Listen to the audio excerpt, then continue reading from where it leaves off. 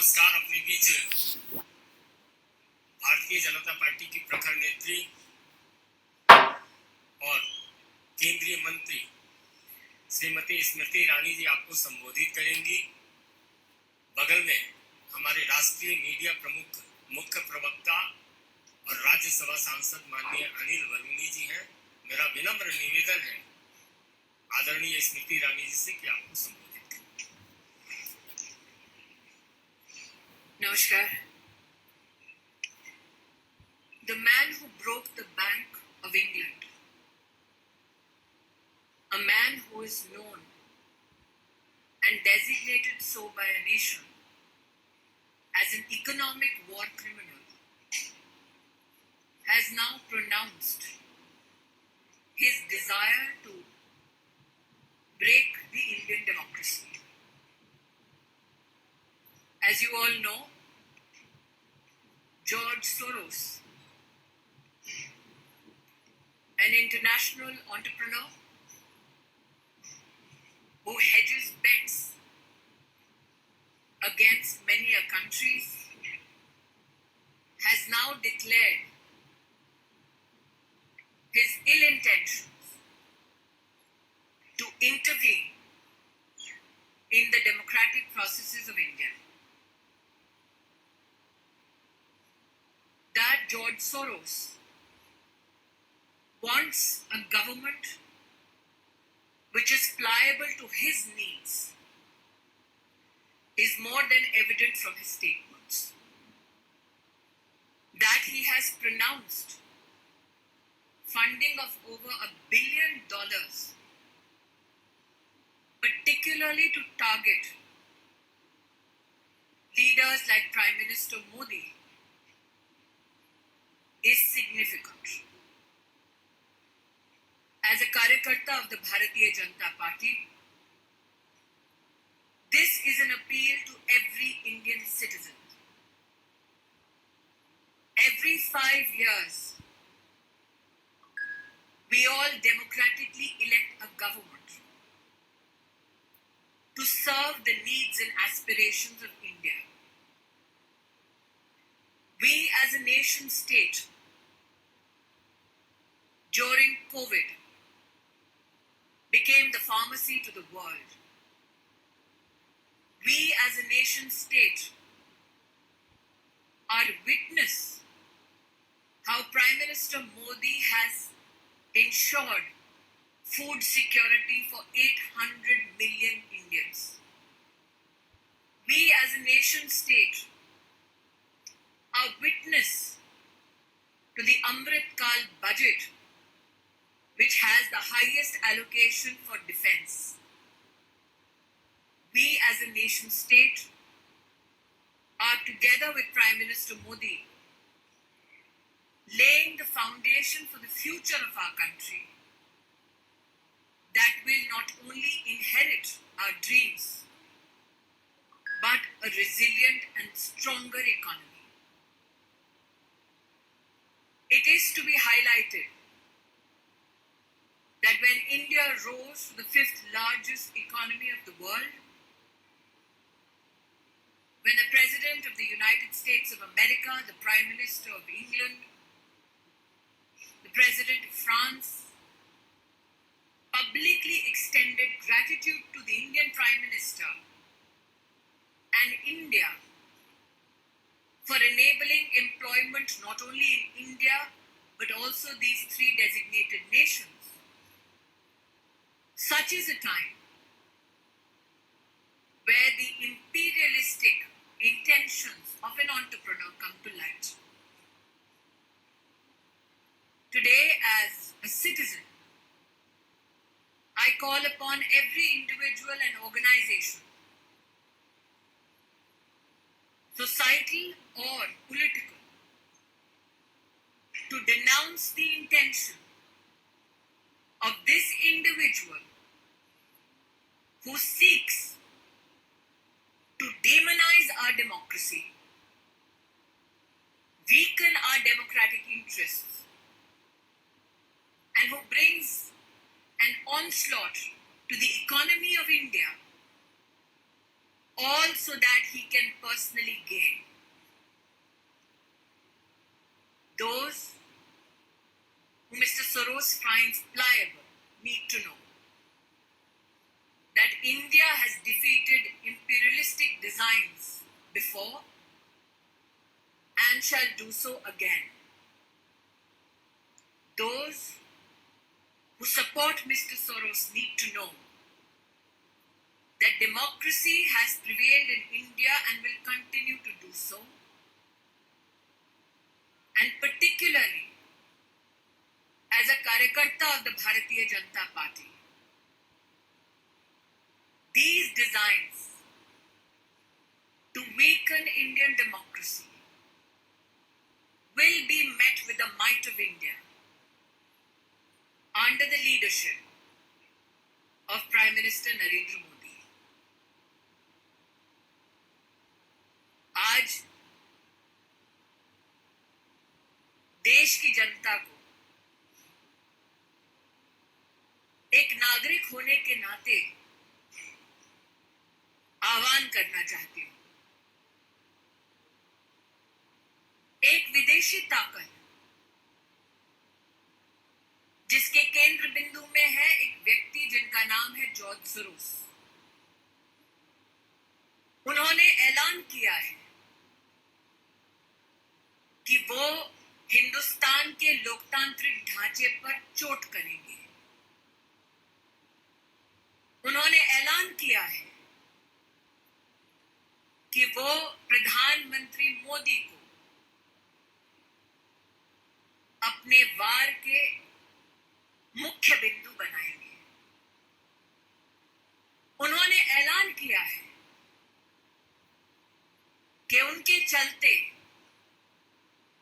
वो हिंदुस्तान में अपनी विदेशी ताकत के अंतर्गत एक ऐसी व्यवस्था बनाएंगे जो हिंदुस्तान के हितों का नहीं बल्कि उनके हितों का संरक्षण करेंगे। आज देश के आवाम को मैं अपील करना चाहती हूं, चाहे आप व्यक्ति हो, चाहे आप संगठन हो, चाहे आप राजनीतिक दल हो, हिंदुस्तान ने वर्षों वर्ष तक एक लोकतांत्रिक व्यवस्था में अपनी सरकार को चुना है।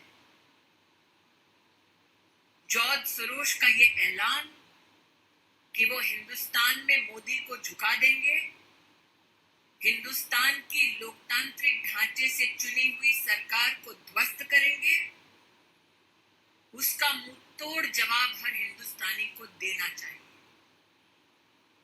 यह हम सबको ज्ञात है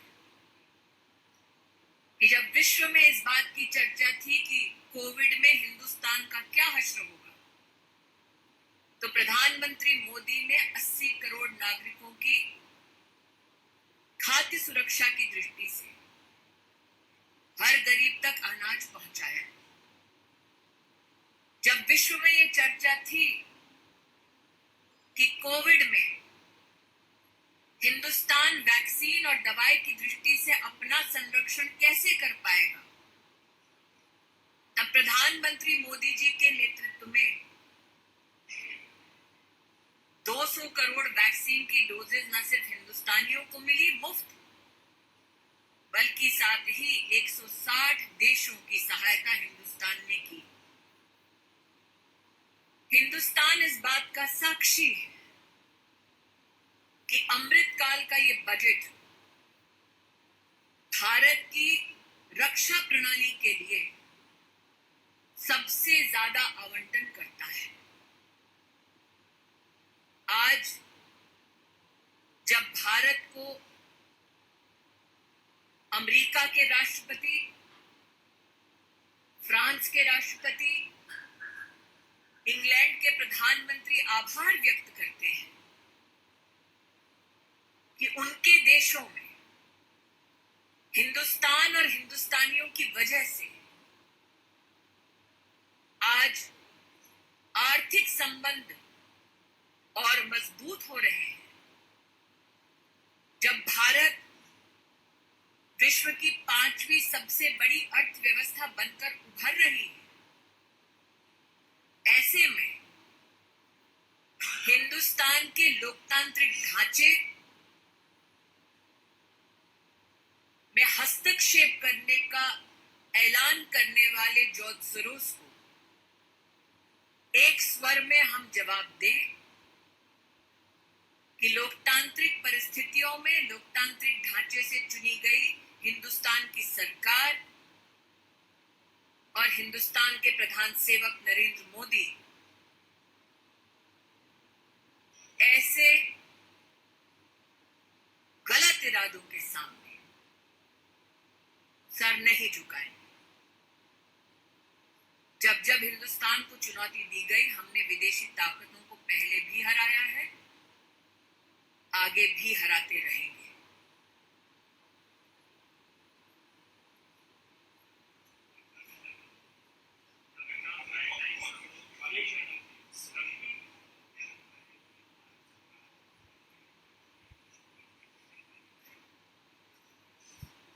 देखिए, ये मात्र छवि को धूमिल करने का दुस्साहस नहीं है। अगर आप उस वाक्य को बड़ी बारीकी से सुने, वो सत्ता परिवर्तन की बात करते हैं, तो आप इसको मात्र इमेज से इसका संबंध ना जोड़ें। हिंदुस्तान की लोकतांत्रिक व्यवस्था को ध्वस्त करने का ऐलान किया गया है।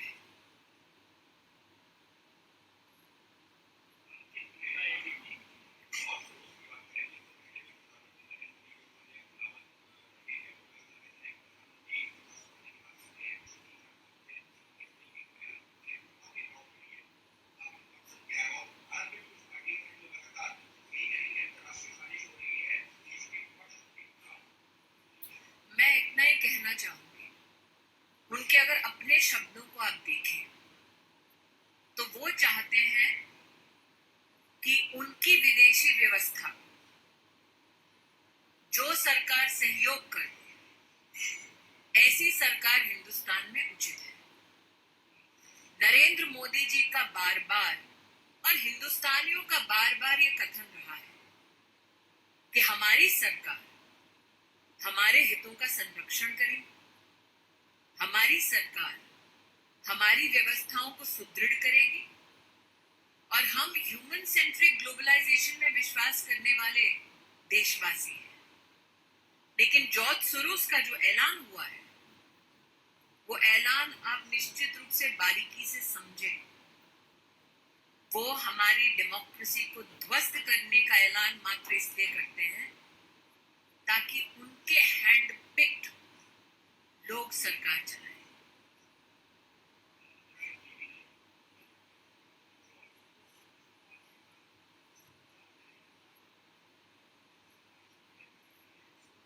मैं आमोद जी आपका ध्यान आकृष्ट करूं, जैसा कि यहाँ एक पत्रकार ने कहा कि ये पहला कटाक्ष नहीं है नरेंद्र मोदी पर, और प्रधानमंत्री मोदी ने बार बार कहा कि उन पर कटाक्ष करेंगे, उन पर वार करेंगे तो वो सहन करने की शक्ति रखते हैं, लेकिन हिंदुस्तान पर वार ना वो स्वीकार करेंगे, ना कोई हिंदुस्तानी स्वीकार करेंगे। जॉर्ज सोरोस किसको फंड करते हैं, ये मुझसे बेहतर आप पत्रकार जानते हैं। Mohit Bhatt, Times Now. Yes.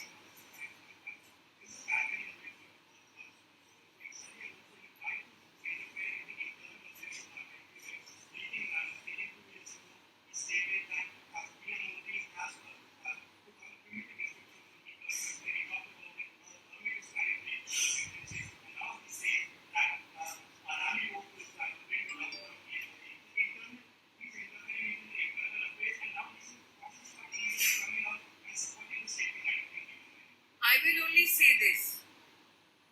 Any political organization that seeks to serve the interest of India will stand in solidarity with India and against George Soros. Any political organization that matches steps with George Soros will stand exposed in front of the Indian electorate. Yes, it is true that George Soros has not only attacked Prime Minister Modi, he has attacked the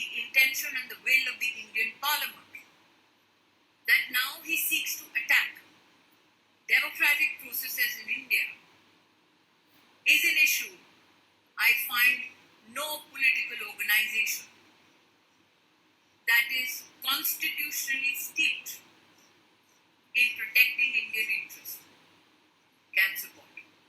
Thakur Ravindra Singh, Zee news.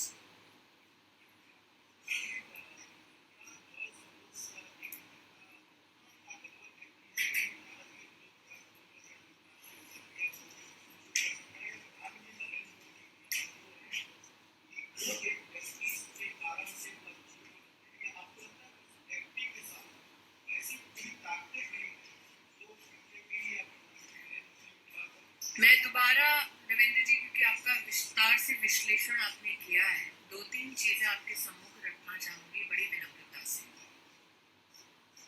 उन्होंने एक fund का ऐलान किया, $1 billion, जो वो हिंदुस्तान में और जहां जहां हिंदुस्तान के इंटरेस्ट है वहां पर संचालित करेंगे ताकि हिंदुस्तान को ठेस पहुंचे। उन्होंने, मैंने पहले भी पत्रकार मित्र से यहाँ कहा, मोदी की इमेज पर वार पहली बार नहीं हुआ है। हिंदुस्तान के लोकतांत्रिक ढांचे पर वार का ऐलान उन्होंने पहली बार किया जॉर्ज सोरोस ने। इन दोनों के बीच का फर्क समझना जरूरी है। और मैं पुनः कहती हूँ, भाजपाई हूँ इसलिए नहीं, हिंदुस्तानी हूँ इसलिए।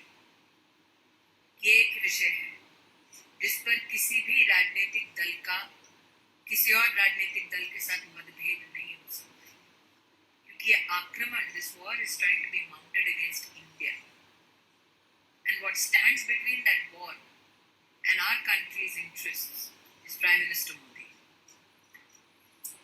प्रशांत, न्यूज 24, उसके बाद यतीन्द्र जी और संजय शर्मा। ये अंतिम प्रश्न होगा, 3 ही।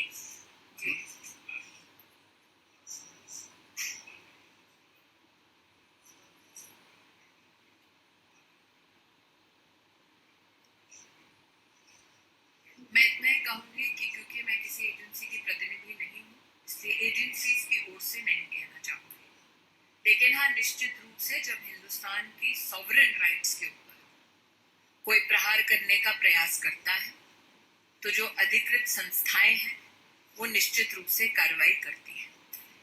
यतीन्द्र, टीवी 18।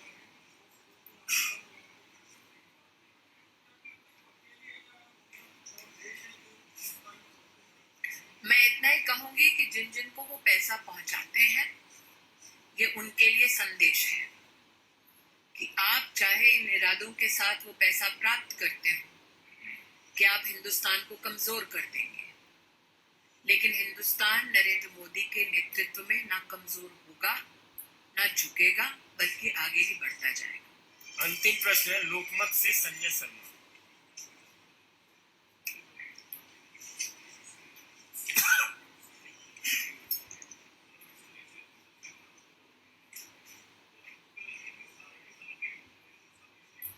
मैं इतना ही कहूंगी, ये सारे विषय तब उभरे जब हिंदुस्तान विश्व की 5वीं सबसे बड़ी लोकतांत्रिक और आर्थिक ताकत बनकर उभरी।